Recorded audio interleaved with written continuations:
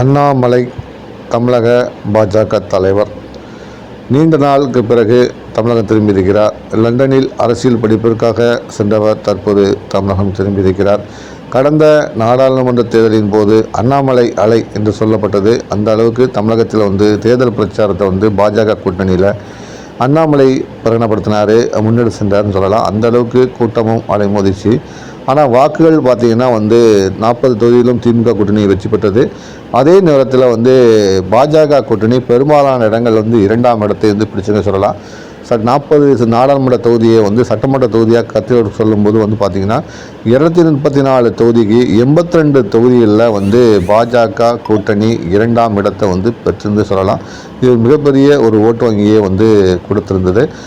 ஆனாலும் தோல்விக்கு பிறகு பாஜகவுடைய தோல்விக்கு பிறகு பார்த்திங்கன்னா அரசியல் கட்சிகள், அதாவது தன்னுடைய பாஜகவில் உள்ள தலைவர்களாலும் பிற அரசியல் கட்சிகளாலும் அண்ணாமலை கடுமையாக விமர்சிக்கப்பட்டார். அவருடைய பிரச்சாரம் எதிர்கொள்ளப்பட்டது, விவாதத்துக்குள்ளானது. பல்வேறு பிரச்சனைகள் மையமாக கொண்டு பாஜகவில் சில குழப்பங்கள் உண்டானது. அதன் பிறகு மத்திய மந்திரி அமித்ஷா அவர்கள் நேரடியாக தலையிட்டு அந்த பிரச்சனைக்கு முற்றுப்புள்ளி வைத்தார். அப்புறம் பார்த்திங்கன்னா பாஜக தலைவர் அண்ணாமலை மாற்றப்படலான்னு ஒரு யூகம் வந்தது.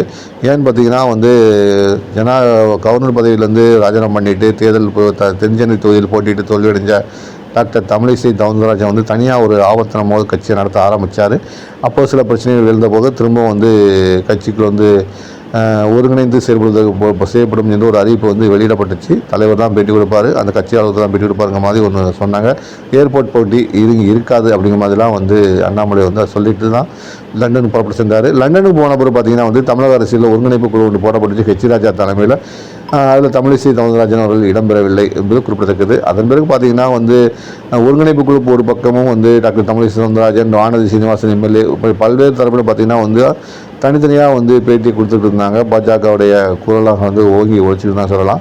அரசியல் நிலைமையிலே பாஜகவுடைய இது வாய்ஸ் கம்மியாயிட்டோ என்று சொன்னிச்சு. குறிப்பாக விஜய் அவர்களுடைய அரசியல் வருகைக்கு பிறகு பார்த்திங்கன்னா பாஜகவுடைய குரல் கொஞ்சம் தணிந்து விட்டதோ என்று சொல்வது போல தான் அரசியல் வட்டாரத்தில் இருந்து வந்தது. ஸ்ட்ராங்காக குரல் கொடுக்க ஆள் இல்லையோ என்ற குரல் இருந்தது. அமெரிக்கா லண்டனில் படிப்பதற்காக கிளம்பிய அண்ணாமலை அவர்கள் படிப்பை நிறைவு செய்துவிட்டு இந்த மாதிரி ஒரு சூழ்நிலையில் தான் தமிழ்நாட்டுக்கு அவர் திரும்பியிருக்காரு. தமிழகத்தில் திமுக தலைமையிலான ஒரு கூட்டணி, அதிமுக தலைமையிலான ஒரு கூட்டணி, தற்போது விஜய் அவர்கள், சீமான் அவர்கள் எல்லாம் மும்முரமாக அரசியல் கரண்டில் சுரண்டு வரும் நிலையில் அண்ணாமலை மீண்டும் எத்தகைய அரசியலை முன்னெடுப்பார் அப்படிங்கிற ஒரு கேள்வி எழாமல் இல்லை. அதற்கு பதில் என்னன்னு பார்த்தீங்கன்னா எப்போதும் ஆவேசமான அரசியலை முன்னெடுத்து வரும் அண்ணாமலை அவர்கள் பார்த்திங்கன்னா தற்போது லண்டனுக்கு திரும்பிய பிறகு அவருடைய வாய்ஸில் நிறைய வித்தியாசங்கள் தென்படுகிறது. பக்குவப்பட்ட ஒரு மனிதராக அவருடைய பேட்டியில் வார்த்தைகள் வெளிப்படுவதை காண முடிகிறது. பழைய ஆவேசம் அந்த வார்த்தைகளில் அறிக்கைகளிலும் சரி, அவருடைய மேடை பேச்சுகளிலும் இல்லைங்கிறது அவருடைய ஆதரவாளர்கள் மத்தியில், அதாவது அவருடைய ரசிகர்கள் மத்தியில், அண்ணாமலைக்குன்னு ஒரு ஆர்மி உண்டு, அந்த ஆர்மிகள் மத்தியில் பார்த்திங்கன்னா ஒரு சிறிய அளவில் ஒரு வருத்தத்தை ஏற்படுத்திக்கிறேன்னு சொல்லலாம். அந்த அளவுக்கு அண்ணாமலைய வாய்ஸ் பார்த்திங்கன்னா ரொம்ப கம்மியாகவே ரொம்ப அளவோடு பேசுவான்னு சொல்லுவாங்களே, அந்த மாதிரி தான் ஒரு அரசியலை முன்னெடுத்து போகிறாரு. இந்த அரசியல், இந்த பக்குவப்பட்ட அரசியல் அண்ணாமலைக்கு வெற்றியை தருமா என்பது போக போக தான் தெரியும். இதை பற்றி நீங்கள் கமெண்ட் பாக்ஸில் பதிவு பண்ணுங்கள். தொடர்ந்து அரசியல் பேசுவோம். நான் உங்கள் பேனாக்காரன்.